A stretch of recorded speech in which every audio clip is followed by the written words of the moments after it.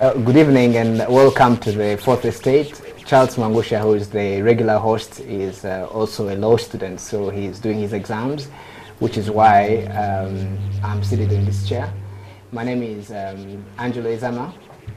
I'm a regular on this show. I am a veteran journalist, but my colleagues here were asking the question, how does when does a journalist become a veteran journalist in Uganda? and my response to this is out of the conversation we had earlier. You know, the old men who run this country, the longer that they stay, they have stolen our youth. So we have become veterans even before we have had any chance to do anything or retire. So I suspect that I call myself the youngest veteran, but I suspect that a lot of people who are in my age bracket are already in their midlife. So I have a couple of veteran journalists on this table. Let me introduce them. There is Barbara Among, who I worked with for many years at the Monitor. She's worked with various media houses. Right now she's with, Barbara, you can tell us, you're with a women-focused charity. I'm training with the International Women Media Foundation, which is a youth-based media organization that trains journalists within the Great Lakes region. But you freelance most of the time now? Yes, I'm still writing. I still freelance. And then we have a proper veteran on my right here, Tom Malaba, who most of you know him for the kind of grit he has. He's been fighting on the front line. Journalists who are constantly in the face of brutal power. He's a veteran crime journalist, and in fact, he taught me a lot of the tools of the tradecraft, if you'd like, when I was a young journalist at the beginning of the 2000s. Tom, you're very welcome. Thank you very much. And right now, you're with the Development Channel. Yes. We wanted to say something about that. Yes, I work with Development Channel. We are based in Chitintal in Ruzira. The exact spot is Itiri House. Development Channel is a conglomerate of 25 startup companies that are based in the UK, and we are here in Kampala. Right now we are the people who are marketing the no dropout tablet that is coming at a very cheap price of about 1,800,000 shillings. That's not quite cheap, but basically this is a tablet, a computer, to be sure, and they target. Yes, it's not a drug. It's actually a piece of technology. So on my left is Onapito Ekomolite, another regular in the show here. And a true veteran. A real veteran. Yeah, because I earned my stripes from journalism, but for the last 20 years I've been really making news more than writing news. Making news more than writing news. Anyway, Onapito is the Director Legal and Corporate Affairs at Nile Breweries AB InBev, and another young veteran, if you'd like. She's a poet. She's published a couple of anthologies. Is Harriet Anena. She's the content online content producer for ACME, which is the African Center for Media Excellence. So, people, you're welcome. I was told, particularly by Onapito, who was quarreling with the producer, that when journalists talk about the free press, no one watches. So please watch. Yeah, so if you're watching, stay on. We'll try and make the show as interesting as possible. So before I begin the show, I actually wrote something on my way here. I'll read it and then I'll turn to the questions. So whenever we talk about the free press, people are not moved because freedom of the media, freedom of the press, we face real challenges getting the public to buy into what we're doing. But I wanted to say that the free press or the media is just an instrument for the full expression of a very human freedom. And that freedom is the freedom to speak and the freedom to be heard. And the right to be heard and to be understood is at the core of how society is organized. So we lay emphasis on free press because it's the one right that unlocks other rights that you enjoy. For example, your right to representation. unless you're heard, unless you can speak truth to power, then representation is poor. So if someone disorganizes the right of the free press, they disorganize other rights. And this is why, you know, we constantly appeal to the public to pay attention, because the freedom of the press is at the core of how we see each other and therefore how we manage society. But before we get into it, Onapito had beef with why journalists should not be talking about free press, because he says no one really listens. No. So we will allow him to make his argument first.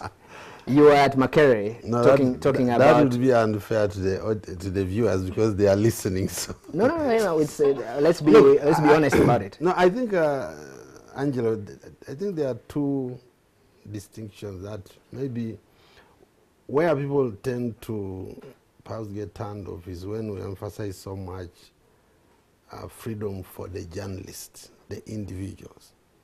But I think if we speak about the press or the media in totality, then nobody can argue. Because actually the world, as we know it, on a daily basis, is a creation of the media. So if the media basically shut down, people will be in an absolute blackout. Every day the media is the one which creates the world, you know, and makes people think that's what is actually happening, you know. You don't know what's happening in North Korea, but the media makes us believe that's what is happening. You don't know what's happening. So anybody who would doubt the power of the media definitely has to be dead. This is not quite the argument that he was making at Makerere. Harriet, you were at an event to commemorate World Press Freedom Day, which is May 3rd. What did Onapito say exactly? Okay, so on World Press Freedom Day, we had a dialogue at Makerere, which was organized by ACME and other partners. And so we made a presentation of initial findings about establishing a mechanism for self-regulation of the media, right? And one of the things that featured was that the public does not support the media as it should. And I remember correctly Mr. Onapito saying that society, Ugandan society, is the unstated enemy of the of press freedom. One, because they do not rally behind us when we get shut down. Two, they do not consume us in a manner that would make us gain income.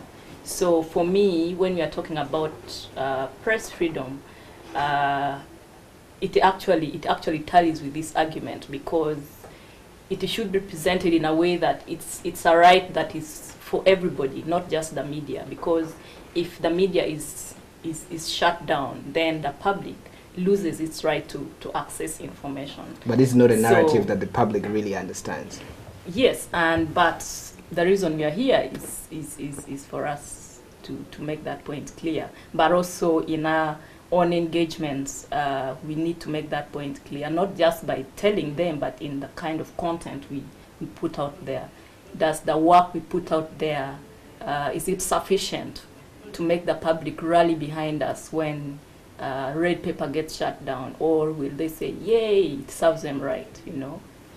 So, Tom, my experience has been slightly different, because I feel that, especially when we worked at the Monitor in the mid-2000s, our waiting area was like a hospital. People came to the media with every small thing, you know, someone stole my land, this and that is not happening in a government hospital. This thing still continues. What do you think the media is doing wrong to communicate the narrative that essentially the right of a free media is basically the vanguard of the public's own rights? I think what is going wrong is has mainly to do with the media being a private entity. There are many people, there are many players who are private businessmen who are running the media, and today, for you to determine a story that will go in, it has to come with issues like who is the person involved. It could be an advertiser, but on the whole, do the private owners of these media stations, do they understand the role or what I go through while I'm out in the field? As long as they don't, then most likely the person who used to come then at the monitor, who used to run to the media, will not come to the monitor, to the media. Barbara, I don't want to move too fast, but the question that I had initially was, when we're talking about threats to the, particularly the institutional media, how would you respond to a question? Which is the greater threat for working journalists? Is it their fear of people harming them in the course of their duties, or is it their primary fear of a loss of income, like Tom was saying? Well, I think none of that is what we fear daily as we operate as journalists, as we do our work. I think what we fear the most, actually, the people on the media houses we work for, So which maybe could relate to the fear of loss of income. But a professional journalist, you know, for them actually, income is never the first thing that comes to mind. Every day they walk into the newsroom. Every day you walk into the newsroom, you're thinking of my byline, the story I'm going to get out today. And actually, every day you see your byline actually on the front page or the lead story, let's say for TV or for radio, you feel richer than Mutebile. And that's us journalists. You know, you're proud, you carry the newspaper, you walk around and like you feel everyone is saying, Angelo, like everyone now knows you because of the story. The ability to comfort the afflicted and afflict the comfort, that's what makes us journalists every single day. When you say people used to go and wait for journalists at the reception, the Daily Monitor newspaper and many other media houses, it's because they know they'll get comfort. Okay, they'll get represented, their voices will get heard. And that's, for us, really, that's what we stand for as journalists, really. Every single day when you wake up, income is really like comes to mind at the end of the day when you retire home and maybe you see your children or your landlord and all that. But every day you wake up, it's your byline. This is a very romantic version of. Let me come to an appeal. Just a minute. Let me tell you, my experience. So this happened about 5 years back. That we were waiting for Dr. Kizza Besigye, who was the presidential candidate at the time. And everyone around was saying, you people don't go away. If you go away as journalists, they're going to beat us. We were their shield. As much as all we had were our pens, notebooks, and recorders. And that's what we call comforting the afflicted, afflicting the comfort. That's what we do. I have my. It's not. It's just. I was saying romantic because I think that younger journalists may well be motivated by their byline, and they may carry that fearlessness into the field.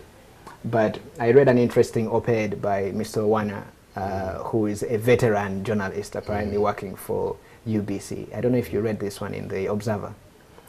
He was writing. Basically, he was conversing with the president. He says, well, I know you read the Observer, so I'm writing this so you should know that the reforms you started in UBC have not reached us, your workers. So obviously income was what he was arguing about. But to be honest, you know, paid journalists, if you work reasonably at the level of editor, we don't earn enough. No. Yeah, but you run a newspaper at one point. Where do you lie on this question of who do journalists fear the most? People who can harm them, like policemen, or do they fear loss of income?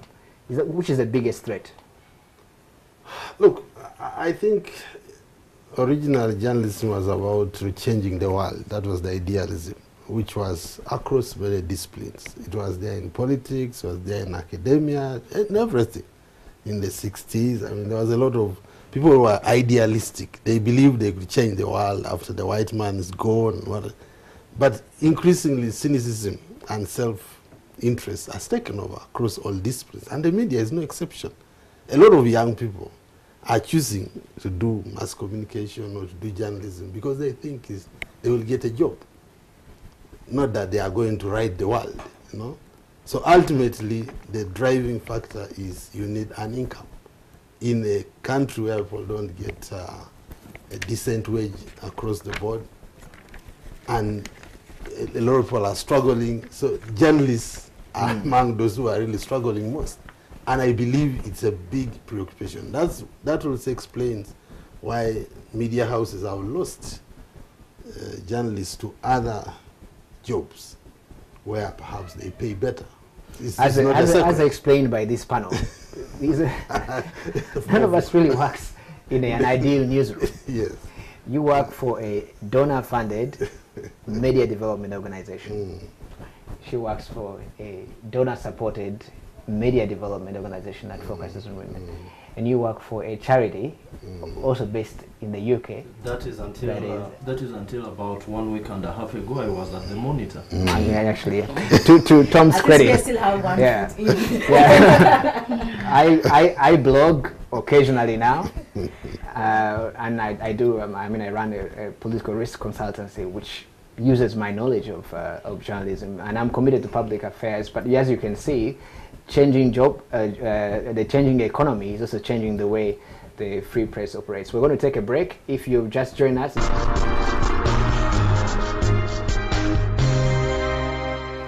welcome back to the Fourth Estate. If you're watching, this is our show post World Press Freedom Day, and we're discussing whether journalism, particularly practiced by working journalists, is still relevant. We talked about it as an important right that unlocks other rights, so to speak. And during the break, my panel here, who are all veteran journalists, were dealing with the question, what do journalists fear the most when they go to work on your behalf? Whether it's the fear of the loss of income, or whether they fear the brutalization of journalists, which during World Press Freedom Day, we honor journalists who are at the front line taking real risks. That includes those who are blown up, those who are beaten by the police, and there's no shortage actually of these cases in Uganda. But we will deal with the question of pay, because labor and labor and the economy are the big issues, I think, for most Ugandans. So I'm joined by Onapito, who is a regular on this show. He's with Nalbury's A.B. Inbev, Barbara Mong, Tom Malaba, and Harriet Anena, who you had something to say about this question of whether pay is a bigger risk to the freedom of journalists. We talk about censorship, Harriet, often, and when journalists talk about censorship, it's basically to denote that which they cannot tell the public because someone doesn't want the public to know. Who are those who are keeping this, who have the power to compel journalists not to publish what they know? So the emphasis has always been on the state, that the state and political actors and those who hold public offices really are behind gagging journalists. But increasingly we are seeing media owners becoming some of the most feared in terms of how journalists do their work.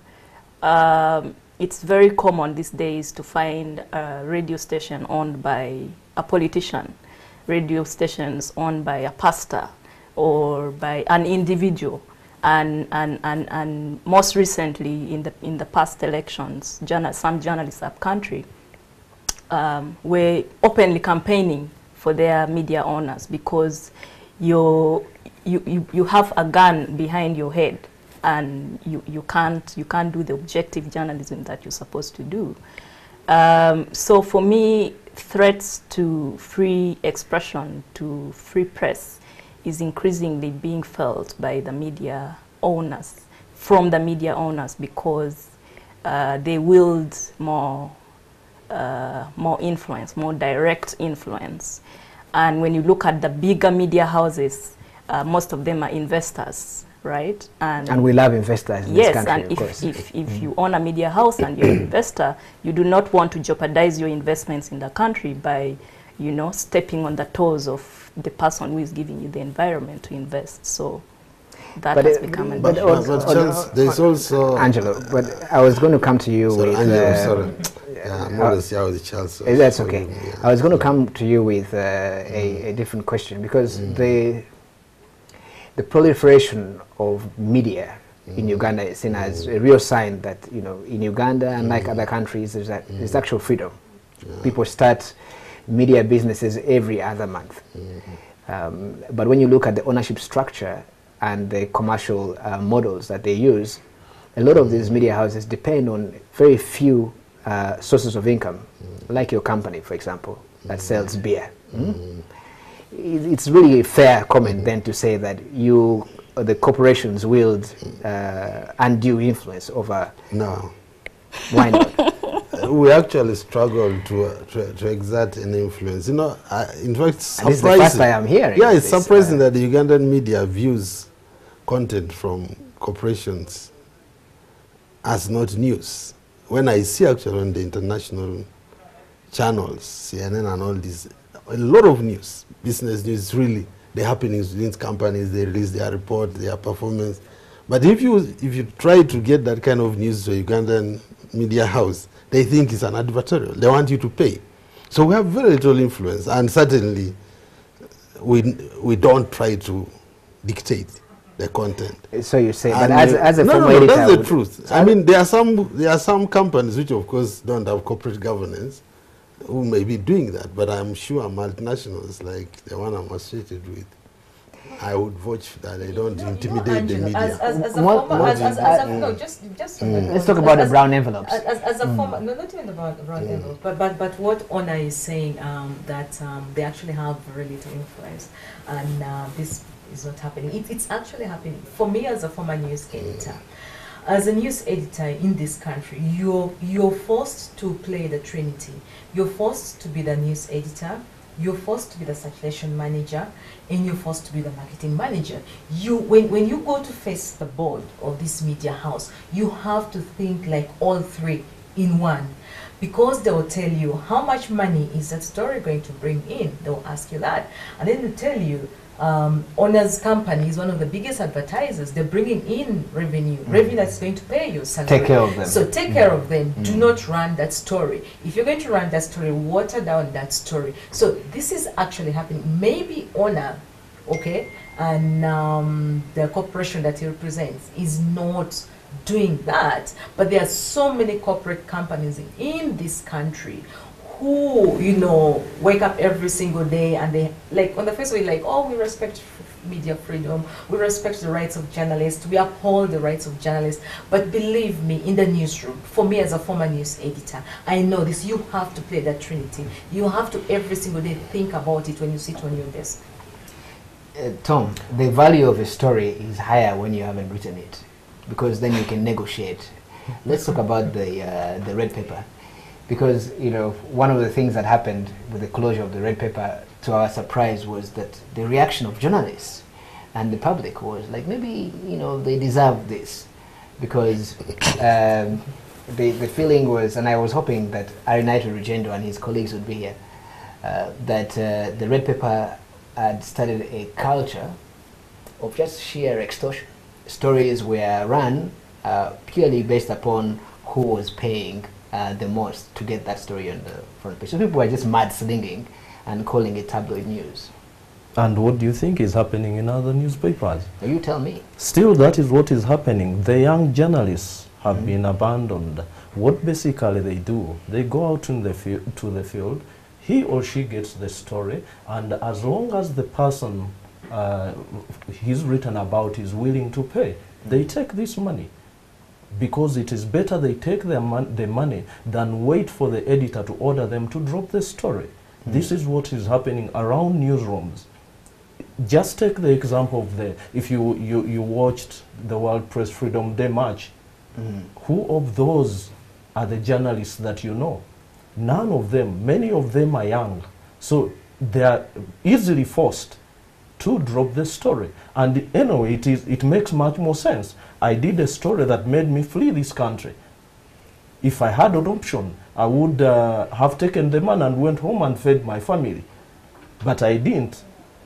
Eventually, when the story came out, my boss abandoned me, and I had to flee, leaving back my family. So if this young journalist is caught in that kind of situation, what do you expect them to do? Angela, you just drop the guns and move on. Let me There's just a story I had. interject. I want to tell you a story, and then you can interject. There's a journalist I know. He now runs an advertising agency. So he was brought up on charges of taking money. And he explained it to me that this is what happened. He had been assigned to follow a corporate event which was all over the country. And the person who was in charge had made a budget, which was higher.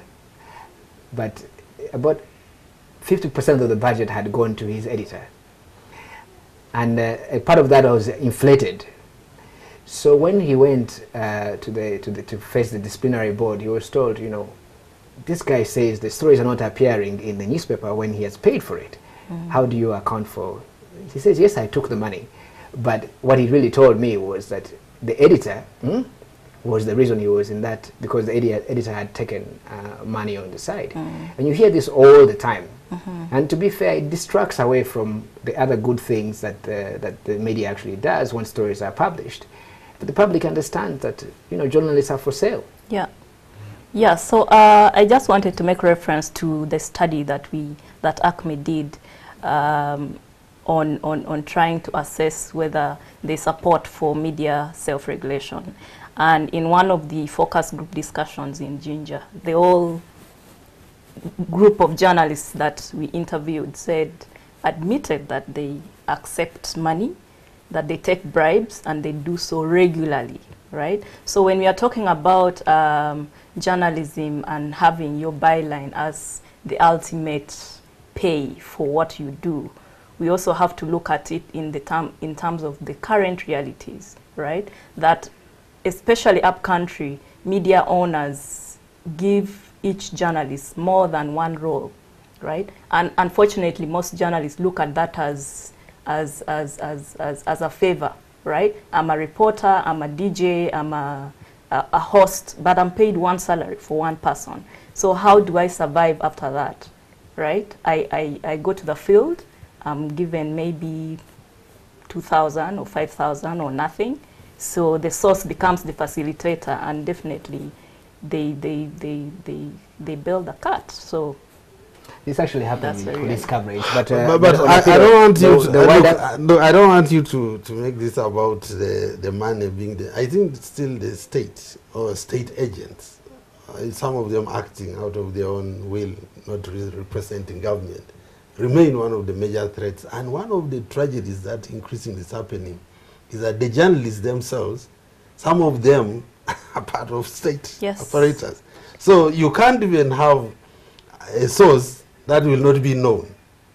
Because if your editor is on the payroll of the state, and you bring a story and you say that you not disclose the source, the editor will disclose, then you could easily be in trouble. I have been at the receiving end of this, by the way, but let's stick to the question of money, because the threat from the state, we understand it. That is about money. Journalists are doing spy work because they're on double payroll. There is a budget. So yes. But I wanted to stick to the wider question of labor issues in the newsroom, because there's a wider social issue here. So we report about labor. Doctors go on strike. We report about it. In our analysis, for example, of this so-called Cuban doctors story, really we've taken the part of the labor rights. Poorly paid working doctors don't have the facilities. Therefore, bringing in Cuban doctors, it just doesn't make sense, right? However, our general society is just, everything has been commercialized. And I think the root of this actually is politics. Really, in the current social conditions, I don't know how you guys see it, but elections can be bought. Politicians can be bought. Regulators are seen taking public money and putting it into campaigns. Really, the ethic of the Ugandan is where do I eat? How does a journalism true to itself deal with that wider issue before we get to how it has infected the newsroom, Tom? I think where the journalist needs to really come in is to really demand that he gets his pay.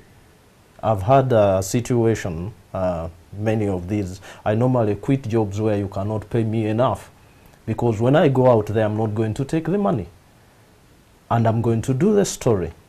So what happens later, that is a story for another day.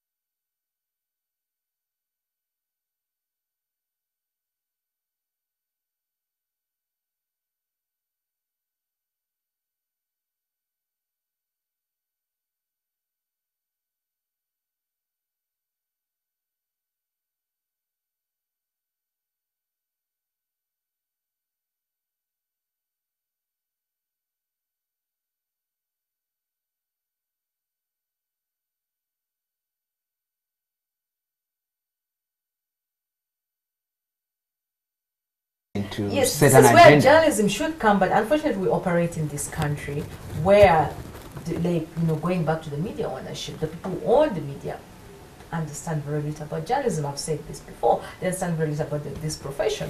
The thing is, they have the money, and because they have the money, they can get the license, and because they can get the license, they can employ anyone they want. Okay, so they employ their relatives as news editors, and then they'll go and get a senior 4 dropout or just anyone who is looking for anything to survive, and then they employ that person and they can then exploit that person. Because there are also no labor laws in this country, we do not have minimum wage in this country. So you can go and get someone, you leave Angelo out, who is a professional journalist, because he's going to ask for a pay he thinks he deserves. Okay, so he's going to, you're going for a mom who is ready to take 5,000 shillings per story. Or you move to the next person who Exactly, can take you move less. to another who is taking 5,000 When I shillings. started out, Yeah. when I was hired by Wafula Gutu, my salary was 150,000. My salary was 70,000. And it was below, and it was before tax. On a video, how much was your salary? 200. 200. Oh, you are So- the richest. Yeah, but are the days of crusading journalism really over? We'll get back to this after this show.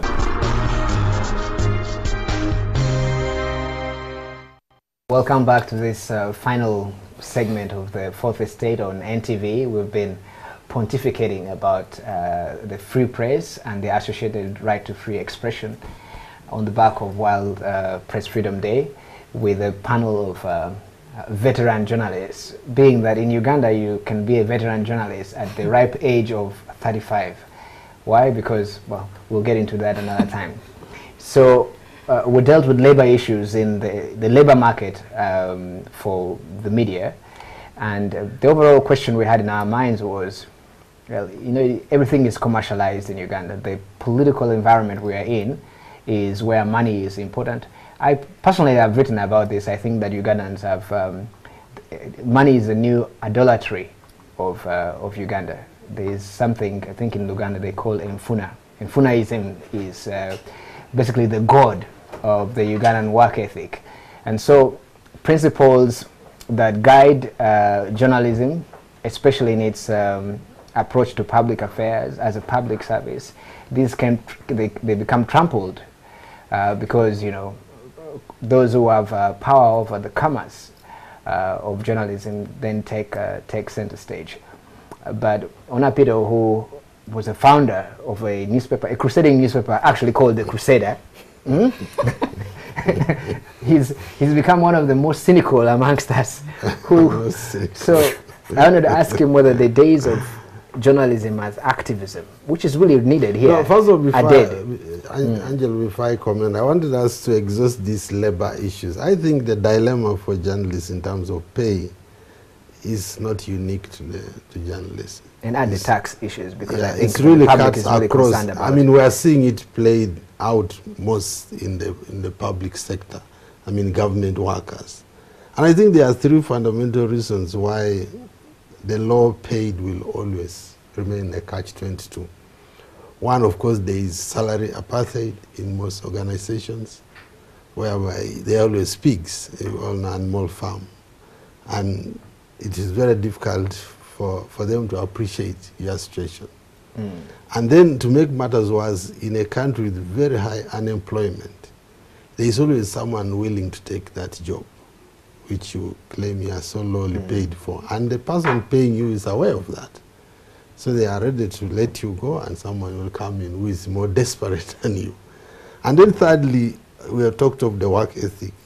There's generally been erosion of work ethic, and so most workers are not very credible. When they cry out, the general public does not share their plight. They see them as, so what have they done? You know, like when teachers cry out, somebody is thinking of a school that has spent 50 years without a first division. So there are a lot of, there is no mercy really for many. Very little return on that investment. Yes, so those, to me, those are the three crises. But in terms of crusading journalism, yes, I think its general died. And again, it's not because the people who are behind it are to blame. I think everyone tends to reflect the predominant view in the society they live in. So if you are living in a country where idealism is basically buried, it's very unlikely that you will have a market for it, and you will most likely also succumb to the predominant commercialization, self-preservation, self-interest. So as I said earlier, it's very difficult to find young journalists. They may come out of university with that idealism, crusading, but when the rubber hits the road, they will see the realities that people are get rich quick and all this, and they tend to join the bandwagon. This is a problem for... And remember, right? They have pressure from family, from spouses, from what? And from society. They have their colleagues who you are in class with today, the next day he's driving a Range Rover. So these are big issues for a media development organization. When you see ideal journalists to place in the newsroom, what kind of values do you expect them to carry at ACME, and how do you protect those values? Before I go into that, so we've talked a lot about money, and we know that a lot of media houses say that they do not have money for investigative journalism. Some of them don't have the money, some of them do, but I won't go into that. So one of the things that ACME does is to provide reporting grants for various subjects. So you pay we give journalists money. And from last year, more money. we also gave newsrooms money. So we have newsroom grants and individual journalists. So you subsidize their work? Yes, but we also reward excellence through our... Well, that's the one way of saying it, but basically you Yes. put in money where their newsrooms can't. Yes, yes. And money is a factor. Yes, so there are a lot of those opportunities, and Barbara, the organization she works for, also gives, I think, gives grants to journalists. So it's really upon individual journalists to look for those opportunities and get them.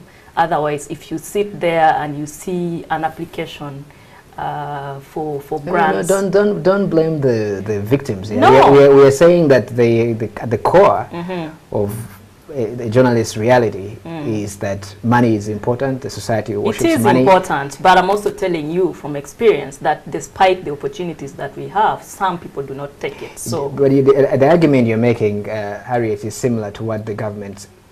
This is how the government argues. I think for me, let me make my argument, and you can come to it, because I think that the wealth gospel is what the government argues. The government argues that, look, and the president particularly himself, every time he speaks these days, he talks about income or money. But his argument is, look, you are poor because you have not done enough to become rich. And he's not talking about the systemic problems, I don't like Onapito had been explaining. This basically puts the duty of getting ahead on the person who actually might have been victimized by structural issues. What Anena is saying is, look, if you're a journalist who is not versatile and looking out for yourself, then you'll be left behind. But isn't that what the government is saying? He's saying, you know, if you're poor in Uganda, it's because you're not doing comparisons.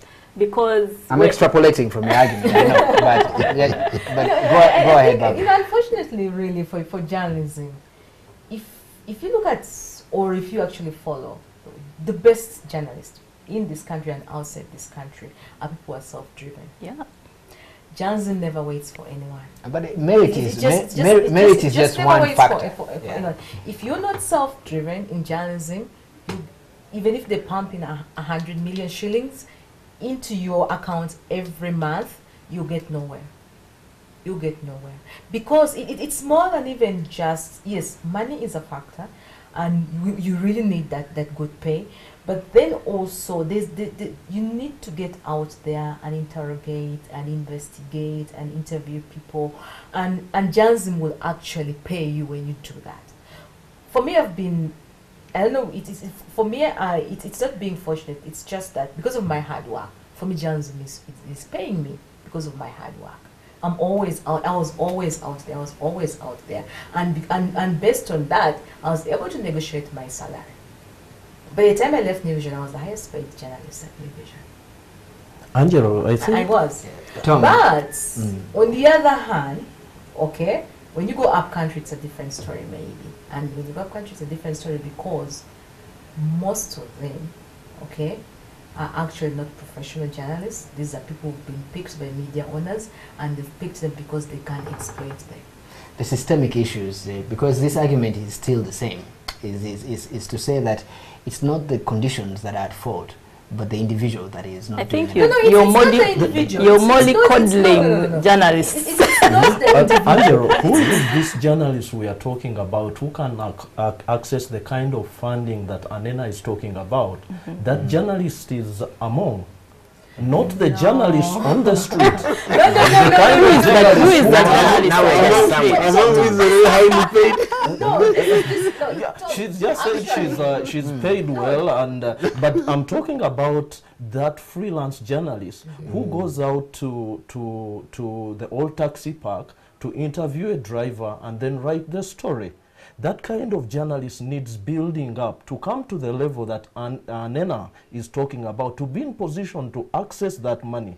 The more we miss that journalist, advocating for that journalist, the more we lose the point. That is why I was telling you, who are these people? We did not see the kind of journalists that we are talking about here marching on that street. The people we saw are these low caliber journalists. the kind of people who still need mentoring, the kind of people who need to be helped to improve their story so that they can get to the level where they can access funding, they can get to the level where their investigative skills are really up to the table. But as long as we leave that journalist, then we are losing the fight for press freedom, because that is the Angelo, now, Angelo, 1 second. Angelo, the missing link here. Let us go step by step, because I think that there are things we agree on. For example, I'm not really mollycoddling any journalist. I'm saying I agree with you that merit and self-drive is important, but I'm saying that the overall product of the media, okay, that product is held back by systemic issues. Because yes, I have also run newsrooms before, but if I have a budget of 5,000 shillings for important stories, you know, even if I split it 2,000 and give it to one person to give to the other, the product is not the same in that market. Now, you can have the most enterprising journalists under those conditions, okay? But then the conditions are the ones that fault. Yes, so now and part of the conditions is what society is giving. Let's use the example of football. The so-called most highly paid footballers is because the stadiums are full. And because the stadiums are full, advertisers follow. And they pay the player who is scoring goals, who is Ronaldo of this world. He gets his money. There's an economy around. Yeah, there's an economy. The crisis here is that the owner of the media house, let's say newspaper, which is what we are most familiar with, knows that his revenue is largely from advertising. Circulation is dropping because we are not buying newspapers.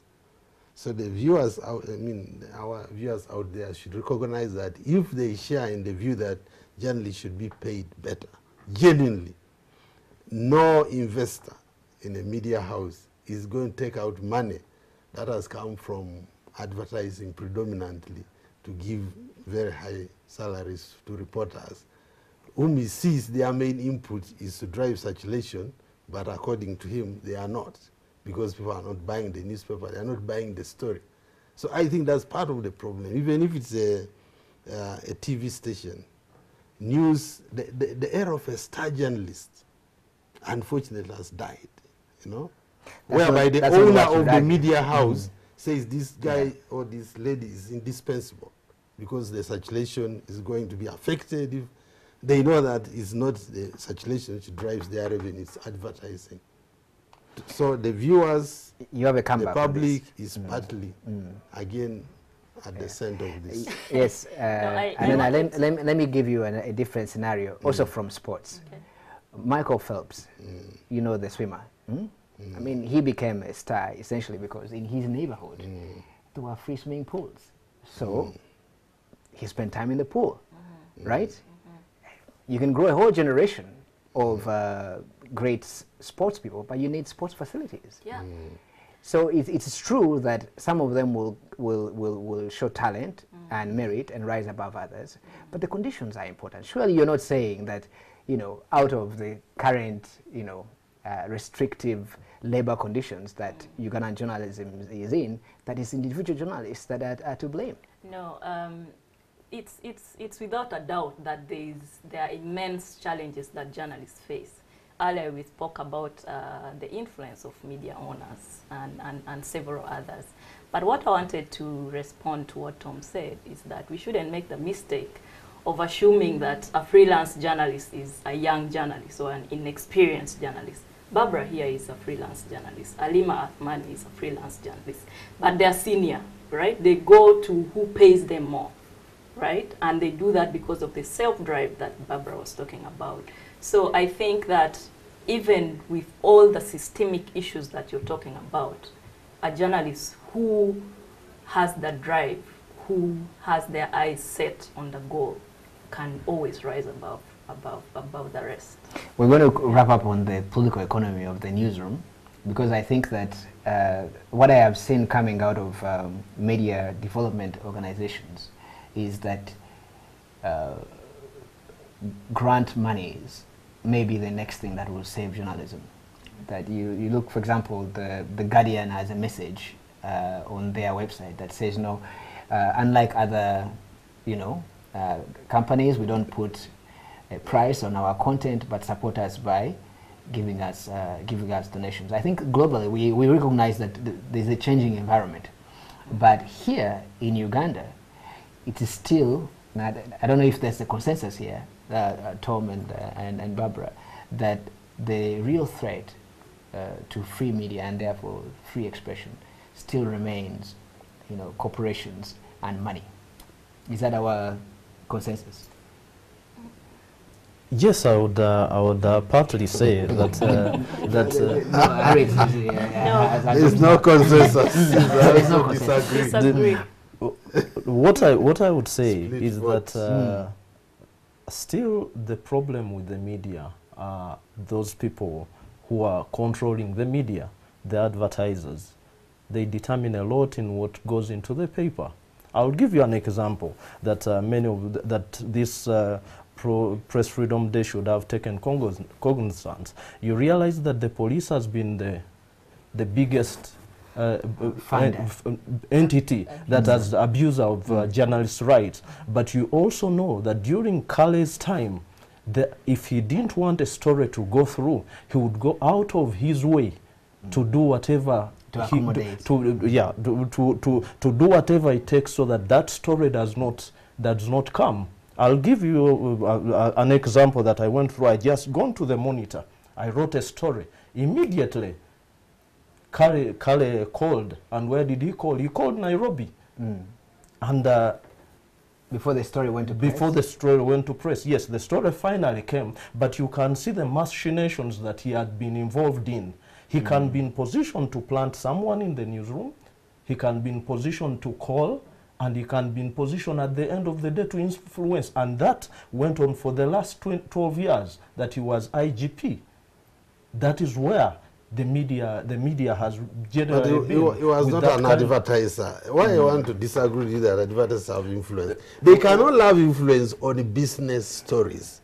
Whether if a company is being accused of tax dodging, whatever, they may influence that story not to come out. But how can a multinational influence whether you should say there is corruption in ministry? And we're not pointing the finger at corporations. We are pointing the finger at you are money. saying they are the ones who advertise. At money. We're Okay, saying maybe that unless money. the government is the main advertiser. Money is the problem in newsrooms. I'm saying that those who wield the influence, the distributive influence over money, be they governments or corporations, really this is what is causing the press either to hold back or, like they said, the piper, he who pays the piper calls the tune. I think when we say advertise, we're not saying only the corporate companies, we're saying government and corporate companies and even individuals NGOs who and have even money. individuals who have the money to actually buy half page, full page in a newspaper and then run that advert for worth 4 million shillings or 2 billion shillings, So it's not so. In the past, when we talk about government, we talk about government in terms of meting violence on journalists. We're talking about in terms of violence, imprisonment, abuse of rights of journalists, and all that. But when we talk about advertisers are people who actually are out there and they deliberately come to kill a story that the public can use to make decisions that are very, very vital, a story that the public can actually use to actually make decisions whether to buy the products or not. Okay, so they're doing this to protect their image, they're doing this to protect the partners, and they're doing this actually to protect just best to protect the business. So it's both government and the corporate companies. But we cannot hide our heads and say that this is not happening. It's happening. The stories, corporate companies are killing. No, the stories that you can accuse advertisers of killing are quite limited. But there are a lot of stories that will relate to ordinary people. There's an era of murders. How much did the media try to, on its own, to investigate these murders? Which advertiser would be interested in killing those stories? Zero. So you are just talking of stories related to government activities, Like related to like- business, like- but there are stories, stories stories relating we are no talking about- advertiser can suppress them. Actually- but if you're to go outside the money area, there's so many other issues we can look at that is actually killing journalism in this country. No, we're going to go back to the but traditional look at- threats which come from money, the state yes, for the rest exactly. of the show, because I can see this is becoming an uncomfortable. I remember the first time that I stumbled on being bribed. I was sent by the late Kevin Aliro to do a story. I arrived there. Basically, I had written a story, but he wanted me to get the other side. So I arrived there. I find a panel. In fact, the guy who runs he runs a very series of coffee shops here in this in this town. I won't name him. And his partners were seated there. I tell them, you know, give me your side of the story. It's going to be included, which is what I did. Before I left, because I remember it was almost Christmas time, they pulled a drawer and there's a big envelope full of cash. I said, you know, Monitor pays me to be here. He says, no, you know, don't insult us by not taking this money. It is for your holiday. Hmm?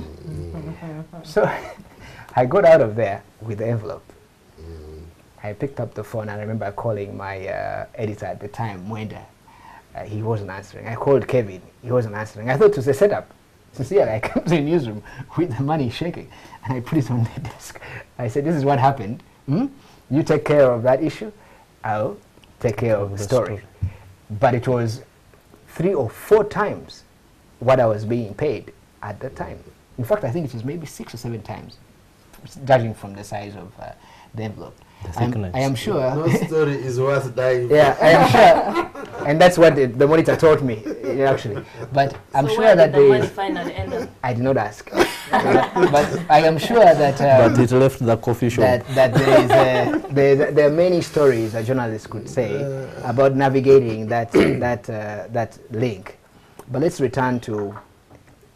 go away from this question of whether, if journalism is for sale, who is then representing the rights of the public.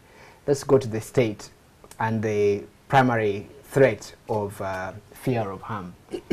Tom, Peter Mwesige, who is Harriet's boss, was complaining that the way journalists were talking about free press was to give the picture that, you know, Uganda is not doing so badly, that, you know, journalists can practice their craft without undue interference. And he felt that, you know, in fact, the picture is much dirtier than that. What's happening in the trenches? I want to think that we are not doing all that badly. What we are doing badly is the failure to go out there and find the story. We are so cautious about ourselves. When you are doing the story, we are doing a lot of self-censorship on ourselves. If only we could go a step further, so that because the stories are there, and the people are willing to give us the documents that are there. But you come to a situation where you've done the story and you are at the scene, and the next thing you hear, an editor wants you to get a clarification from the police. To me, that is being so cautious. Fear. There is that fear that if the police has not confirmed, then it is wrong. During the olden days, we used to do, you go out, go get the story, as long as you can prove to the editor that my source is impeccable, he would run the story. But today, even if your source is that impeccable, somebody wants another voice. So there's a lot of caution. But Barbara Monk, let's talk about the closure of the red paper. Surely that is a sign that the state can at one point simply even destroy a business. Those threats are there: arrest and imprison. I was fortunate and unfortunate to be on duty at the time when the Daily Monitor was closed, and I was a news editor at the time. And I think I was on duty with Harriet. Thank God she's here. Which closure? There have been several. The last one was the 2013 May closure.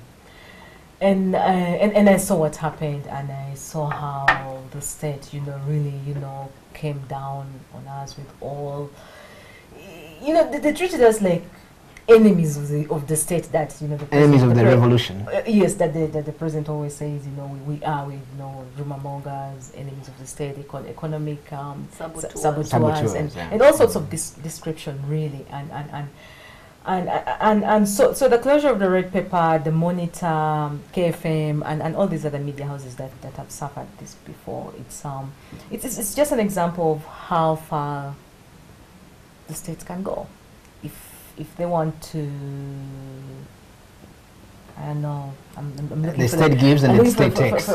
Yeah, that's the thing. In that there's media freedom in Uganda, only and only, you know. Okay, media freedom in the books, okay, in the laws, in the constitution and all that. But once you begin to do the real journalism, once you begin to investigate, once you begin to question the powers, once you begin to hold them, you know, to account and actually speak for the afflicted, then that's when your freedom ends. There's a general rule that if they are willing to shoot you for it, you must be doing something right. Exactly. But before I come to you, I want to talk about women, female journalists and the challenges they face in the context of all this. But Onapito used to advise the president. What is it that really, what goes on in State House when they send the troops? First of all, there's media freedom in Uganda generally, because I think we haven't had cases of overt if some journalists have died, not maybe killed deliberately by the state. That's one of the yardsticks, I think, internationally. They say journalists have been killed. But let me go to one of the major challenges journalists face in Uganda is faced by many other people, the informalization of state and all other activities. So much that the media has actually got embedded in the state. Even the behavior of journalists, they want to fraternize with the army generals, with the police officers, calling them a fund. They just we do to a level whereby you actually end up being so informally related that you cannot do the watchdog role. That's one of the challenges. They are too so you find even in cases where there have been closures and what, you find the origin starts with somebody getting a tip or a document in a very informal way, you know? Somebody has actually been influenced to access some information which then upsets the powers that be. Or, I mean, the relations, you look at most of the closures where they have stemmed from. Insider trading. Insider trading of information, and there are journalists who feel they are part of the state. Some of them truly are. And they sometimes get, they feel you're not going to name names, but I can name names. You were in State House at one point when the media was aggressed. So my question, which you sidestepped, was what is it that pisses the president off that he sends the troops? What are those red lines? That is assuming the president sends the troops. So I'm not aware. On the question of one of the hardest tasks I have found, you know, being a newsroom leader, is, for example, deploying female journalists to go cover security-related stories and the police. One, because of the pay issue, but I've also felt that, you know, they stand an additional risk. What is ACME's reading of this? What is there any focus on the safety of female journalists when they go to work? Because I think that their vulnerability is slightly greater than that of their male colleagues. Before we go to that, we've done researches before. During the elections, we did monitor the media, how the media covered the elections. And one of the key highlights was that women are underrepresented as sources and as subjects. In fact, for all the stories that we analyzed, only 20% of women were represented in the media, and that was from September to May when we ended the study. So that gives you a picture of the challenge that we have to still surmount.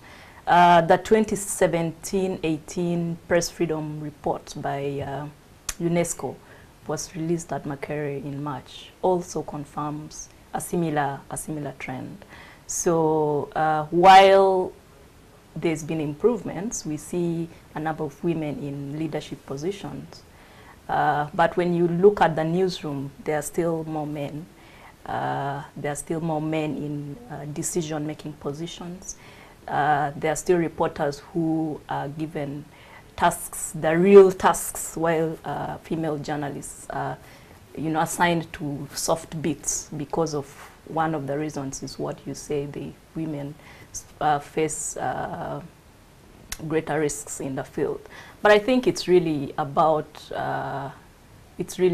preparation. It's really about assessing what kind of assignment you're sending a journalist to and how well prepared they can go and accompany that task. There was a case of Gertrude Owitware here, who's our colleague at NTV, who was kidnapped and threatened. I thought that one of the reasons why that case stood out was, in my mind, I thought, well, it could have been, of course, it's about her work, but I thought she was targeted also because she was a woman. Yeah, that could be a reason, but it's also a fact that it's increasingly becoming risky to go to the front lines. Just on Monday, 9 journalists were killed in a terror attack in Afghanistan. They were all wearing press jackets. They were all, but one of the terrorists disguised himself wearing a press jacket and went where the journalists were and detonated. Right. So the press jacket is no longer saves you. It actually makes you a target. So anyone really can become a target. So just this year alone, 24 journalists have already been killed. Last year we had about 500, like 2 journalists per week was killed last year. So the threat is for everyone, really. Listen, Barbara, we are about to wind this up, and I'm going to give you female journalist. I was going to say, would you tell us some of the challenges you faced personally? Because I've covered war. I've been to Garamba Forest, I've been to South Sudan, I've covered riots in this country, I've covered the PRS aspects, I've covered all this, and I think for me it was that, for me that's the kind of journalism I always wanted to do when I dreamt of becoming a journalist and journalism. I never saw myself as a woman or a female. I saw myself as a journalist every single day when I walked into the newsroom, and that's what I told my editors. They would say, okay, let the guys go and do the job, not you, because you're a woman. I'm like, but I'm a journalist, and I don't know, maybe because I was brave or extra what, I don't know, but I can't say that the threats are not there. The threats are actually there. I remember the time I was in South Sudan and everyone would be like, you're a woman, they're going to rape you, and I'm like, well, it's really sad. So I had to take extra care. I had to go for training. I had to go for, and that's why I even joined. It's the hostile environment training. Exactly, and that's why I had to join the International Women Media Foundation, because then they do provide the training specifically for hostile environment training for female journalists.